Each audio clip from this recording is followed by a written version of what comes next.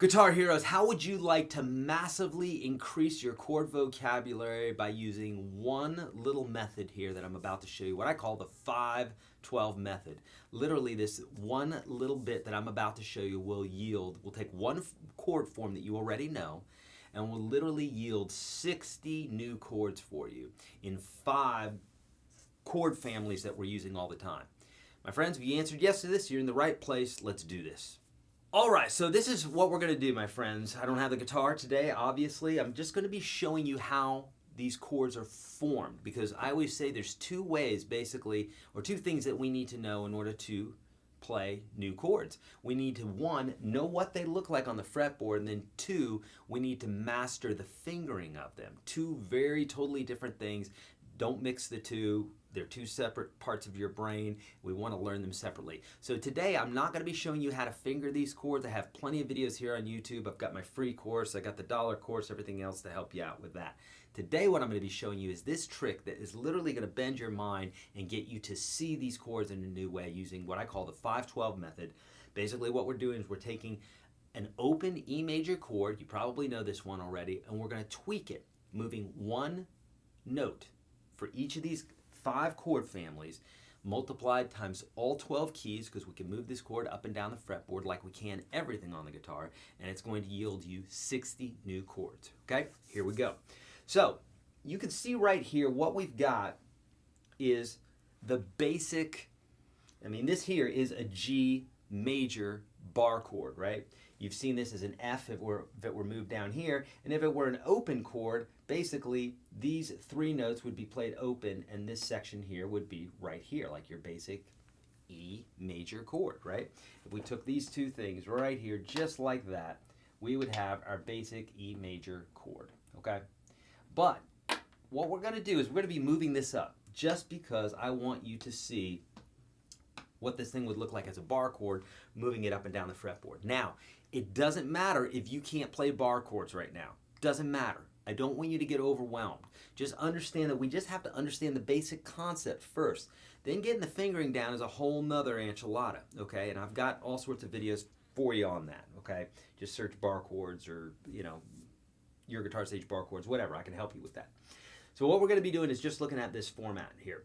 Now, you can see where we got this basic bar chord form. It's typically the first one that everybody learns, okay? And this is major, okay? This is G major, because this red dot right here, it represents the 1 of the chord. Now, you don't have to know what that is, the 1, the 3, and the 5. It's what we call a triad, and it's how we create major chords. And we're going to be talking about a 4 and a 7 at some point here today. But just know you've seen this shape before, right? These color codes I use in my system, and you can learn more about those later. But you can just think about them as this is where your fingers go, okay?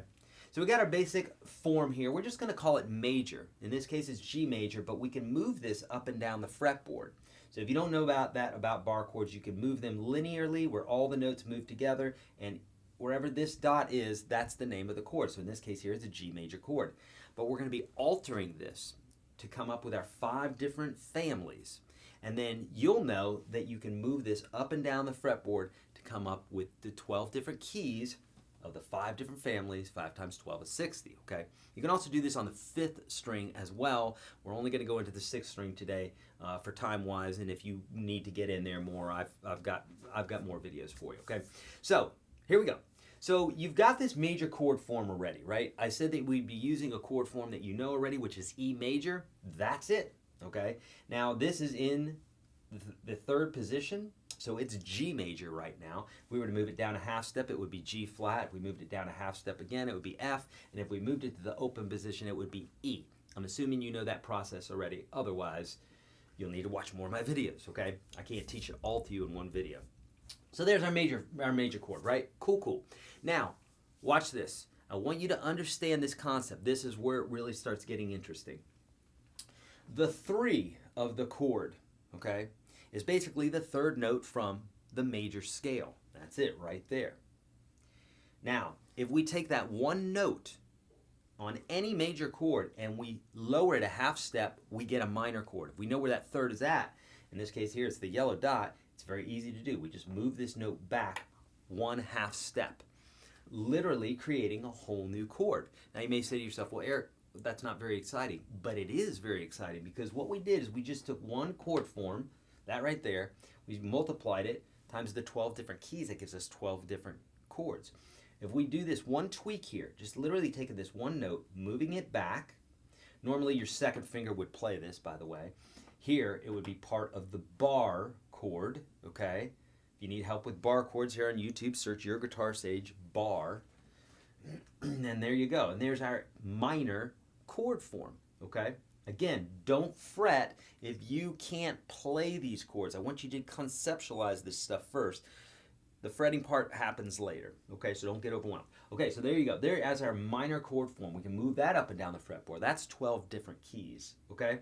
We've got 24 right there, okay? Now, I said we're going to make little tweaks, meaning moving one note, okay? So we go from major to minor just like that. Super easy, right? If we wanted, so we did major to minor just like that. If we wanted to go to a major to a seventh chord, well, Eric, what's a seventh chord? Well, a seventh chord is a major chord, but it has a flat 7 in it, also known as a 7, but specifically it's called a flat 7. You don't need to get overwhelmed by it. The only thing you got to know is this form. So basically what we do is we take the key or the tonic of, or the root, I should say, of the chord, and we move it back one whole step. A whole step is 2 half steps. A half step is a fret. So we're going to go 1, 2. Now, even though I'm putting that there, I'm going to take this purple guy here, pink, and I'm going to put it right there because that's representing the 7th scale degree. Okay? So there, my friends, is a 7th chord, also known as a dominant 7th chord. Okay? Dominant 7th chord. For those of you that are into music theory, it's the 5th chord in the major scale. So do, re, mi, fa, so. That chord is a dominant 7th chord, also known as the 7th chord. So you can play that there. Now, here it's very exciting, my friends, because look, here's our major chord. If you want 12 new chords, the only thing you got to do is instead of play the pinky here, right? Because normally this is 3rd, 4th, 2nd. And the first finger bars this whole thing. What we're doing is we're taking this guy and moving it back one whole step, and now we have a 7th chord. Why is that exciting, Eric? It is exciting because now you just learned 12 new chords, because we can take this thing, move it up and down the fretboard using our 5-12 method, right? Boom. Okay, now, again, small tweaks. And if we understand this concept here, remember this was major before, this note right here. So this is actually called a major 3rd. If we move it back a half step, like we did earlier for that minor, that's a minor 3rd. Okay, that note right there. But we had our 7th chord from earlier, right? What we call a dominant 7th chord, which is our major chord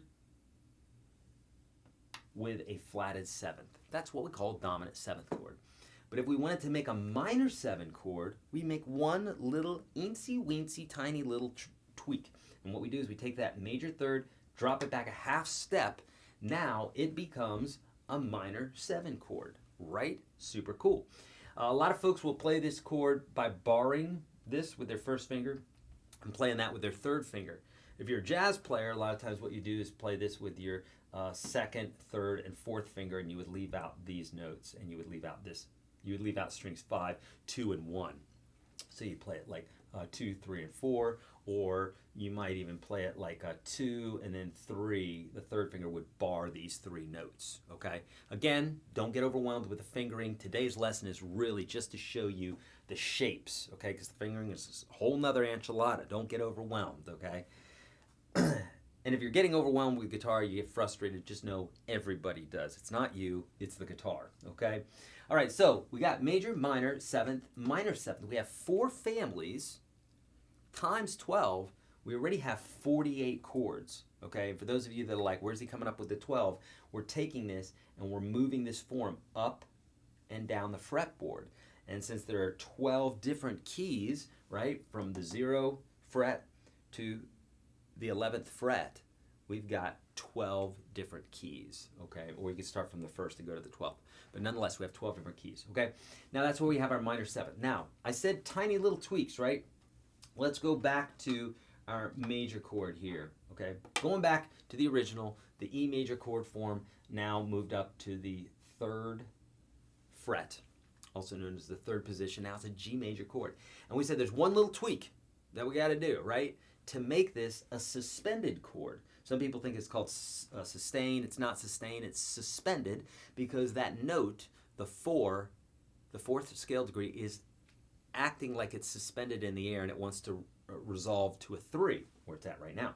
So how do we do this? Super easy. We take the 3 and we put it right here, which now becomes a 4, okay? And we're going to take this little green guy here that's going to represent our 4, and it's going to go right there. Now, this chord is going to be played slightly differently. The way that I would do this is I would bar this with my first finger, and I would play these strings 5, 4, and 3 respectively with fingers 2, 3, and 4. The other way that you could do it is you could bar this with your first finger and bar this with your first finger, bar this with your 3rd finger. This note will probably be muted for you unless you have had a lot of practice with bar chords, or if you practice the hyperextension that I talk about in my bar chord videos, either here on YouTube or in my massive course that has, oh gosh, about 1,000 videos in it now, and you can get in there for $1, my friends. The link for that is in the description of this video. My friends, that is it. That is major, minor, 7th, minor 7th, and suspended, built on the 6th string root, okay? And that gives us 5 different chord families, all based off of one chord, our E major chord. 5 different families times 12 different keys. 5 times 12 is 60 chords, my friends. You just learned 60 chords. Now, I know you probably haven't digested all this because I just hooked you up to the fire hose and said, drink. It's going to take a bit. You might have to watch this over again. I have PDFs for all of this stuff and a whole lot more to make everything so much easier for you, because I know that these YouTube videos can be a little bit trial by fire. You're getting a lot of information in one little bit, okay? Because I want to make them nice and short and sweet for you, and that's the way we got to do it, okay? But if you want more information about this, I would love to help you out. Take advantage, my friends. It's back. We call the dollar is back. It allows you access to my 365 guitar practice program, which is practice for every single day of the year, graduating to where you're going to be the player that you're looking to be, and the Unstoppable Guitar System. Collectively, those 2 video formats, those 2 video courses are close to 1,000 videos, nearly 600 jam tracks, lots of hours of live broadcasts. You get live broadcasts from me, the whole enchilada. You could literally get in there for $1, my friend. You get a 30-day trial to everything in there. So if you need more help with this, then do that. If you don't, watch all my free videos. I don't care. I'm here to help you. I want to show you how to play guitar, and I'm very passionate about it. So my friends, please let me know how I can help. And if you don't have $1, then at least take advantage of my free course, which is at YourGuitarSage.com/30.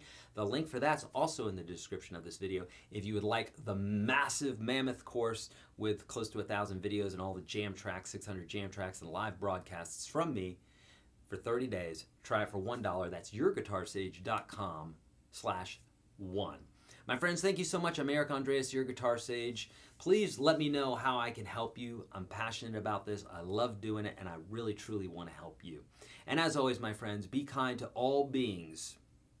Do the right thing always, and practice your guitar. I'll see you in another video.